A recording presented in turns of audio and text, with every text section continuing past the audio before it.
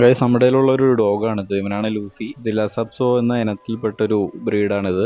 അപ്പോൾ ഇവന് നല്ല രോമമൊക്കെ ഉള്ളത് കൊണ്ട് തന്നെ, അതുപോലെ തന്നെ ജടയും കാര്യങ്ങളും ഉണ്ട്. ഇത് തന്നെ കണ്ടില്ല, ഒരുപാടുണ്ട്. ഇത് ഒരു പ്രാവശ്യം ഗ്രൂം ചെയ്തതാണ്, പക്ഷെ അത് 0 അടിച്ചാലേ ജട മൊത്തത്തിൽ പോകൂ എന്നാണ് പറയുന്നത്. ഇവൻ്റെ അടിഭാഗത്തൊക്കെ നല്ല ജട പിടിച്ചാണ് കിടക്കുന്നത്.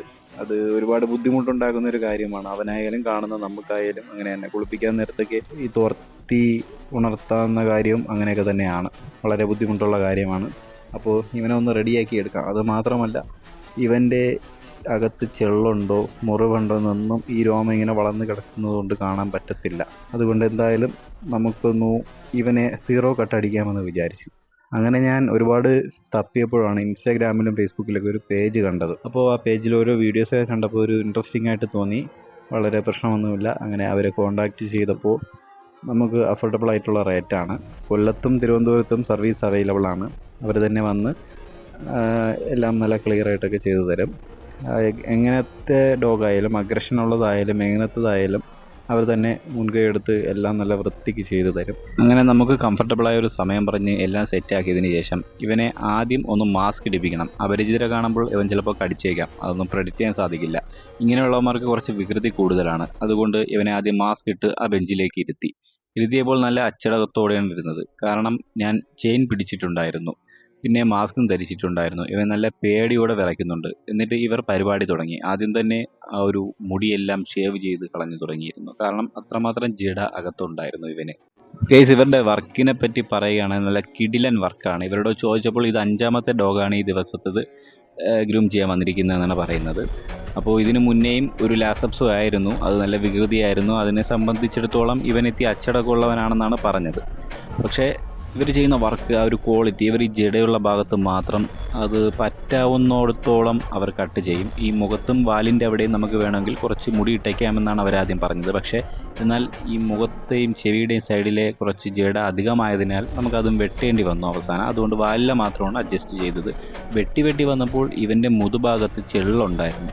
ഞാൻ കരുതിയത് എന്തോ പൊടിയെന്നാണ്. ഇവനെ പുറമേ ചെള്ളുള്ളതായിട്ട് തോന്നിയില്ല. എന്നാൽ ഒരു കറുത്ത തരത്തിലുള്ള ചെള്ളാണ് ഇവൻ്റെ ശരീരത്തിലുണ്ടായിരുന്നത്.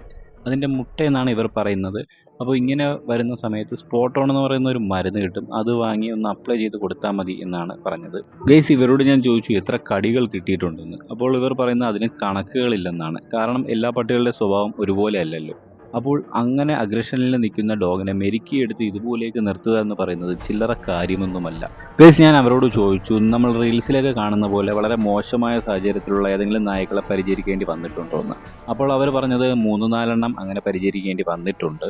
കാരണം മുറിവ് പറ്റി പുഴുവരിക്കുന്ന ഒരു സ്റ്റേജിലെത്തുന്ന നായ്ക്കളെയൊക്കെ അവർ ഈ ഗ്രൂം ചെയ്യുന്ന സമയത്ത് കണ്ടുപിടിച്ചിട്ടുണ്ട്. അങ്ങനെ കാണുമ്പോൾ അതിന് മരുന്നൊക്കെ ഇട്ടെല്ലാം സെറ്റാക്കി കൊടുക്കുമെങ്കിലും അതിൻ്റെ കാരണം ഈ ഉടമസ്ഥന്മാർ പോലും ശ്രദ്ധിക്കില്ല. കാരണം ഈ രോമമെല്ലാം വളർന്ന് കിടക്കുന്നത് കാരണം ഒരു ചെറിയ മുറിവാണെങ്കിൽ പോലും നമുക്ക് അത് സ്പോട്ട് ചെയ്യാൻ പറ്റില്ല. നമ്മുടെ ഡോഗിനെ തന്നെ ഈ വടിച്ച് കഴിഞ്ഞപ്പോഴാണ് ഒരു മുറിവ് സ്പോട്ട് ചെയ്തത് കാലിൻ്റെ ഭാഗത്തായിട്ട്. അവൻ്റെ കാലിൽ അങ്ങനെ പിടിക്കുമ്പോഴാണ് അവ റിയാക്ട് ചെയ്തത്. അങ്ങനെ റിയാക്ട് ചെയ്താൽ നമുക്കറിയാൻ സാധിക്കും. ഗൈസ്, അപ്പോൾ ഏകദേശം രോമങ്ങളൊക്കെ നമ്മൾ വടിച്ചിറക്കിയിട്ടുണ്ട്. ഇനി കുറച്ചുകൂടി ബാക്കിയുണ്ട്. നമ്മളിപ്പം പറഞ്ഞിരിക്കുന്ന വാലിൽ കുറച്ച് രോമമിട്ട് തലയിലും കുറച്ച് രോമം വിടാനാണ് പറഞ്ഞിരിക്കുന്നത്. നല്ലപോലെ മുടി ഇവനുണ്ടായിരുന്നു, കണ്ടില്ലെങ്കിൽ കൊഴിഞ്ഞു കിടക്കുന്നത്.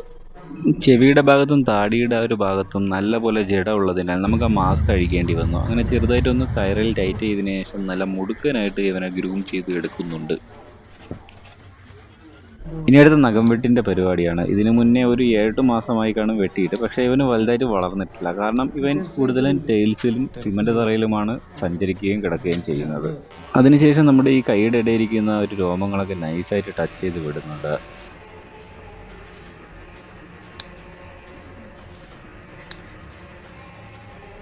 ഇനി നേരെ ഇവനെ കുളിപ്പിക്കുന്ന പരിപാടിയിലേക്കാണ് പോകുന്നത്. ആൾക്ക് വെള്ളം നല്ല ഇഷ്ടമാണ്. പക്ഷെ പരിചയമില്ലാത്ത ഒരാൾ കുളിപ്പിക്കുമ്പോൾ അതിൻ്റേതായ നാണം കാര്യം ആളിനുണ്ട്.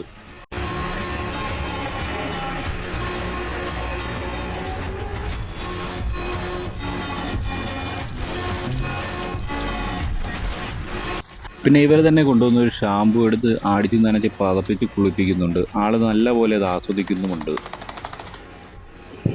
കുളിപ്പിച്ച് കഴിഞ്ഞ് ആളെ ഇനി ഒന്ന് തോർത്തി എടുക്കുന്നതിൻ്റെ തിരക്കിലാണ്. അങ്ങനെ തോർത്തി എടുക്കുന്നതും ആൾ നല്ലപോലെ ആസ്വദിക്കുന്നുണ്ട്.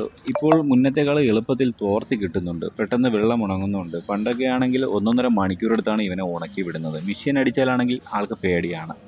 ഇനി അടുത്ത ഹെയർ ഒന്ന് ഡ്രൈ ആക്കണം. അതിനായിട്ട് ഇനി മെഷീൻ അടിക്കാനുള്ള പുറപ്പാടിലാണ്. ഇവനെ ഒന്ന് കെട്ടിയിട്ടിട്ടുണ്ട്.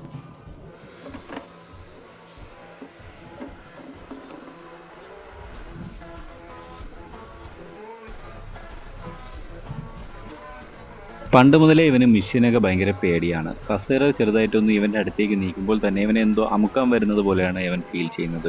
നമ്മുടെ ഇതുപോലുള്ള മെഷീനെ കൊണ്ട് അടുത്ത് വരുമ്പോൾ പണ്ടത്തെ ഡിനോസറിനെ പോലെയായിരിക്കും ഇവൻ കാണുന്നത്. ഇവൻ ഇങ്ങനെ മെഷീൻ അടിക്കുമ്പോൾ കടിക്കാനൊക്കെ വരുന്നുണ്ട്. എന്നാലും ഒരു വിധത്തിൽ ഇവനെ റെഡിയാക്കി എടുത്തിട്ടുണ്ട്. ഗൈസ്, അപ്പോൾ നമുക്ക് ഇതിനെല്ലാം കൂടി ചിലവായിരിക്കുന്നത് 1800 രൂപയാണ്. എല്ലാം കഴിഞ്ഞിട്ടുണ്ട്. അപ്പോൾ നിങ്ങൾക്ക് താല്പര്യമുണ്ടെങ്കിൽ ഇവരെ കോൺടാക്ട് ചെയ്തോ. പേജിൻ്റെ നെയിം ഞാൻ കമൻറ്റിൽ മെൻഷൻ ചെയ്യാം. നമ്മുടെ ഡോഗിൻ്റെ ബ്രീഡ് അനുസരിച്ചും അഗ്രഷൻ അനുസരിച്ചും ട്രാവലിംഗ് എക്സ്പെൻസ് അനുസരിച്ചും നമുക്ക് റേറ്റുകൾ മാറാൻ ചാൻസ് ഉണ്ട്. നിങ്ങൾക്ക് താല്പര്യമുണ്ടെങ്കിൽ അവരെ കോൺടാക്ട് ചെയ്യുക.